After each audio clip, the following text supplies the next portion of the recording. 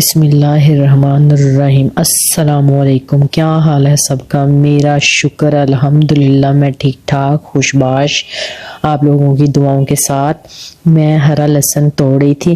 किसी किसी को तो ये चीज़ पता ही नहीं होती कि हरा लहसुन भी होता है। वो सब ये समझते हैं कि हरा प्याज ही होता है, तो हरा लहसुन भी होता है जो कि साग तड़कने में बहुत मज़ेदार साबित होता है। तो ये मैं साग तड़कने के साग मुझे कहीं से आया था। अक्सर रिश्तेदार बना के भेज देते हैं जिनको पता हो कि ये बना नहीं सकती, इजी नहीं है बनाना, तो बना के भेज देते हैं। मेरी सास मुझे बना के भेज देती हैं, मतलब हम लोगों के रिश्तेदार होते हैं, अक्सर लोग बना के भेज देते हैं। तो अभी मुझे कहीं से आया था, तो अभी मैंने ऑयल डाला, उसमें मैंने हरी मिर्चें चॉप करके डाल दी हैं। हरी मिर्चें चॉप करके डालने से टेस्ट इतना ज़्यादा हो जाता है ना। और इसके अलावा ये जो हरा प्याज वो लहसुन था, वो उसकी खुशबू और उसके साथ तड़का लगाने से बहुत मज़ा आता है साग का। तो हरी मिर्चें जो मैंने चॉप की हुई थी उनको मैं थोड़ा सा 1-2 मिनट भूना, उसके बाद साग ऐड कर दिया। फिर धड़ा मिर्च थी लाल रंग की, वो ऐड कर दी और थोड़ा सा भूना इसको तब तक मतलब बनाते हैं, भूनते हैं तब जब तक इसकी जो ऑयल है इसका अच्छी तरह ना निकल जाए और एक खुशबू होती है साग की वो आना शुरू हो जाए, तो समझ जाओ कि साग रेडी है। और साग तो सबको ही पसंद होता है, सबको ही पसंद होता है, पता नहीं कौन लोग होंगे जिनको नहीं पसंद होता। तो ये मैंने ज़ीरा हल्का सा डाल दिया और अब माशाल्लाह और इतनी अच्छी खुशबू आ रही थी इसकी और इतनी मज़े की आ रही थी और दिल कर रहा था बस जल्दी जल्दी अब मैं खाऊं। तो मैंने वो हरा धनिया काट लिया हुआ था, हरी जो मैंने हरा लहसुन लेके आई थी वो भी मैंने काट दिया हुआ था। तो दोनों को मैंने मिक्स करके काट के वॉश करके रखा था। अभी इसको मैं भून रही थी इसलिए कि जितना भूना जाए उतना इसका टेस्ट होता है। तो रेडी था, तो ये मैंने दोनों चीज़ें इकट्ठी काटी हुई थी, धनिया भी था और हरा लहसुन भी। तो दोनों चीज़ों को मैंने काट के रख दिया हुआ था। तो फिर मैंने एंड पे जब रेडी हो जाए साग तो इसमें ऐड कर दो, तो वाह क्या टेस्ट आता है भाई। तो माशाल्लाह बहुत अच्छा बन गया हुआ था। तो अभी मैं मज़ीद उसको थोड़ा सा मिक्स कर रही थी, भून रही थी और ये बिल्कुल रेडी था इस टाइम, बिल्कुल मतलब खाने के लिए रेडी था। तो फिर मैंने पराठा बनाया। मेरा दिल कर रहा था कि मैं अच्छा सा पराठा खाऊं, अच्छी सी लेयर्स होती हो।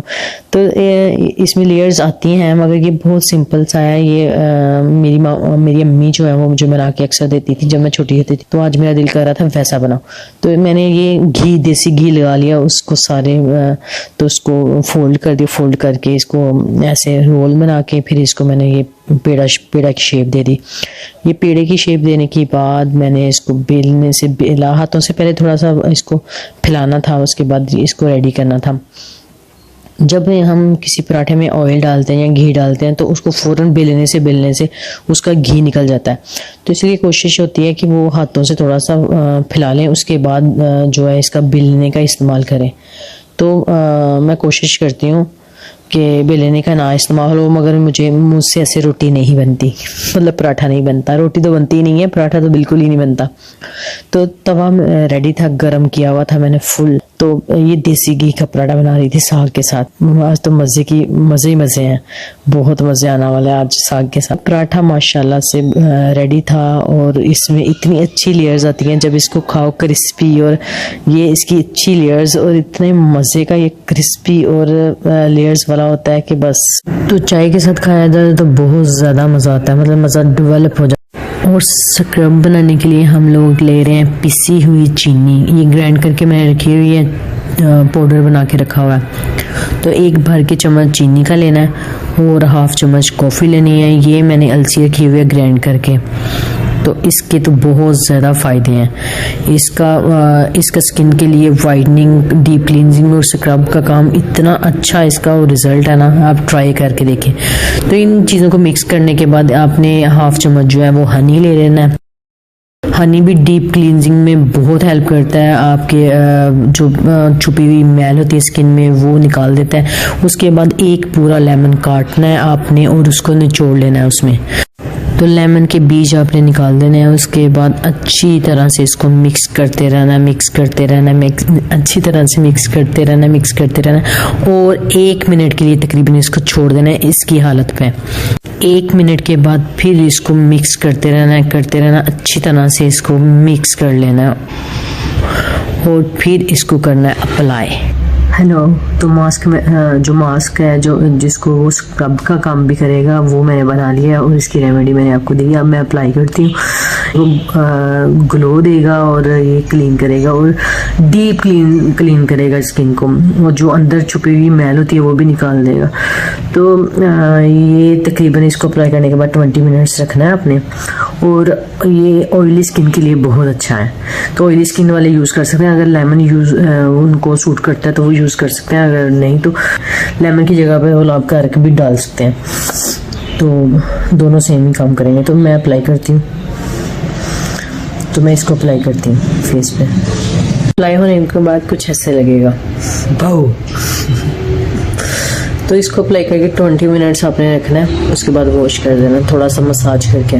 तो मैं आपको वॉश करके मसाज करके इसका रिज़ल्ट आपको दिखाऊंगी, ठीक है। फेस वॉश कर लिया और बहुत अच्छा रिज़ल्ट आया। आप भी ट्राई करके देखें, ज़रूर ट्राई करें। वीक में एक दफ़ा ज़रूर ट्राई किया करें, फिर हो जाता है, क्लीन हो जाता है। और ये डीप क्लींजिंग लिए बेस्ट है। तो जितनी भी स्किन के अंदर डस्ट होती है, जो भी डस्ट उसके अंदर मौजूद होती है वो सारी क्लीन कर देता है और नीट हो जाती है स्किन। तो आप ज़रूर ट्राई पियो नई रेमेडी के साथ, और मेरा व्लॉग देखते रहा करें और वॉच किया करें, फुल वॉच किया करें, और प्लीज़ सब्सक्राइब ज़रूर किया करें। इसके साथ बाय बाय, टाटा। तो मैं धूप में बैठ के पीनट्स खा रही थी। विंटर की धूप हो और ऑरेंज हो या पीनट्स हो, दोनों चीज़ें खाने का बहुत मज़ा आता है। पीनट्स खाते हुए मैं सोच रही थी क्यों ना पीनट्स निकाल के तो उसकी गच्चक बनाई जाए। हमारी ज़बान में तो गच्चक कहते हैं, पता नहीं कुछ लोग डिफरेंट नाम होंगे डिफरेंट लैंग्वेज में। तो हम तो वो गच्चक ही कहते हैं। तो चीनी की बनते हैं। तो मैं बनाने लगी थी, तो लेंजी में सोचते वो शुरू हो गई थी। फ्राई पैन लिया, उस पर मैंने एक बॉल जो है चीनी के डाल दिए। वैसे तो शक्कर की बनती है, मेरी सिस्टर बनाती होती थी। चीनी की वैसे बनाती होती थी वो बहुत अच्छी, मगर ज़्यादातर मैंने वो रेसिपी देखी है यूट्यूब पे देखा है, तो वो शक्कर भी बनाते हैं। मुझे आज ही पता चला कि शक्कर की भी बनती है। तो चीनी की उसमें मैंने उतना पानी डाल दी जितनी वो चीनी थी। उसमें पानी डाल के थोड़ा सा मैंने भुना, उसमें उसको थोड़ा घोलते हैं चीनी को, मतलब मेल्ट करते हैं। तो मेल्ट हो गई हुई थी। उसके बाद मुझे याद आया कि इसमें ऑयल भी डालते हैं, तो मैंने थोड़ा सा ऑयल डाला। पहली दफ़ा थी तो तजर्बे कर रही थी, तो ऑयल डाला हल्का सा। फिर मैं इसको भूनने लगी, इसकी झाग बन रही थी। तो झाग से मुझे लग रहा था कि ये अनकरीब बनने वाली है। तो इसकी शक्ल बता रही थी कि ये मतलब रेडी हो रही है। तो मैं आहिस्ता आहिस्ता इसको बस करती रही हूँ, थोड़ा सा ड्राई। उसके बाद 2 पीनट्स निकाली हुई थी जो मैंने इतनी मेहनत से धूप में बैठ के निकाली थी, और साथ मैंने खाई हुई थी। तो वो मैंने ऐड कर दी थी। तकरीबन 1 बॉल जितना वो चीनी डाली थी उतनी ही वो पीनट्स थी। तो इसमें मैंने तकरीबन 4 से 5 हल्की आंच पे इसको मैं भूनती रही हूँ, वेट करती रही हूँ कब ये ड्राई होगी। तो मुझे शक्ल तो उसकी शक्ल से तो लग नहीं रहा था कि वो रेडी हो रही है। तो मैं फिर भी कोशिश करी जा रही थी कि बन जाओ।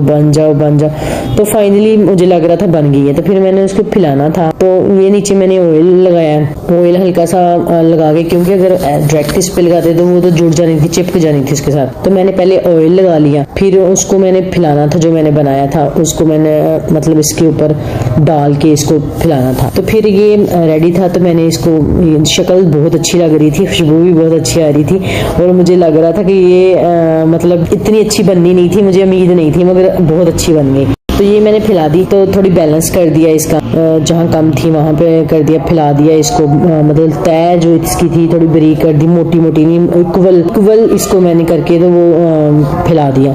उसके बाद इसकी शेप बनाने लगी थी मैं, कि शेप बनेगी तो इसकी मैं थोड़ी टिक्कियाँ शेप दूंगी इसको। मतलब जो भी कोई शेप बन जाती है जो कि बच्चे इजीली बर्दाश्त कर लेते हैं और खा जाते हैं, क्योंकि बना ली थी और बना के अजीब सी लग रही थी। ये ड्राई होती तभी पता चलना था इसकी। तो इसको मैं आराम से इसको बैलेंस कर रही थी और इसको जोड़ रही थी जहाँ पे वो पीनट्स नहीं थी, और उसमें भी मतलब ऐड कर रही थी जहाँ पे सिर्फ चीनी है उसको भी मिक्स कर रही थी। तो आराम से मैंने इसको जो है वो फ्लैट किया और आराम से, क्योंकि ये मेरे हाथ में चिपक गई थी और इतनी वो जल गया था तकरीबन इतना। ये चीनी जो गर्म होती है तो इतनी खतरनाक होती है ये, हाथ लगाना उसको कितना खतरनाक होता है। तो इसको छुरी की मदद से मैं कर रही थी, तो शेप या मतलब दे दी थी मैंने, ये बहुत अच्छी शेप दे दी थी। तो इसको मुझे याद नहीं रहा था तब कि मैं इसको इसके निशान लगा देती। तो इस पे मैंने इसके साथ बेलने के साथ इसको बेलने की कोशिश की, तो वो पिनर्स टूट रही थी, तो मैंने उसका इस्तेमाल करना रोक दिया। ये ऐसे ही बेहतर थी, मुझे ये जहन में नहीं रहा था कि मैं छुरी से इसको शेप दे लेती जो छोटे छोटे पीस हो जाते। अब वो ड्राई हो गई हुई थी और मैं जब कोशिश करने लगी हूँ उसको करने की, तो वो बहुत सख्त हो गई हुई थी, तो नहीं हो रही थी, सिर्फ निशान लगे थे। और जब मैं इसको उठाने लगी थी ना, तो वो टूट रही थी, क्योंकि वो क्रिस्पी हो गई हुई थी, ड्राई हो गई हुई थी। और कभी इधर से मैं उसको ऊपर उठा रही हूँ, कभी उधर से, और कड़िच कड़िच की आवाज आ रही थी। तो शेप तो नहीं अच्छी आई, मगर उसकी शक्ल और उसका टेस्ट बहुत मजे का था। वो क्रिस्पी भी बहुत थी और मजे की भी बहुत थी।